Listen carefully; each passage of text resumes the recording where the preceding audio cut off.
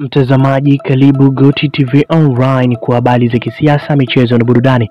Mtazamaji, kama unajiunga nasi kwa mara ya kwanza, usiache kusubscribe kwa kubonyeza alama nyekundu ambayo ipo chini ya video hii kwa hakika zaidi wa kuendelea kupata taarifa zetu kila siku. Diamond Platnumz hivi karibuni ameweza kuzindua kampuni yake mpya ambayo inaenda kwa jina la Wasafi Soap. Ndani yake kukiwa na sabuni ambazo zinatumika katika kuosha vyombo, kufulia na kufanya vitu vingi ambavyo ni shughuli za nyumbani. Hata kuogea pia unaweza ukazitumia. Inasemekana kuwa ni moja ya sabuni ambazo zina viwango na zipo zenye quality kubwa sana. Mzigo mwingi ukiingia katika nchi ya Tanzania, na inawezekana pia ukaisha mapema kwa sababu umepokelewa vizuri.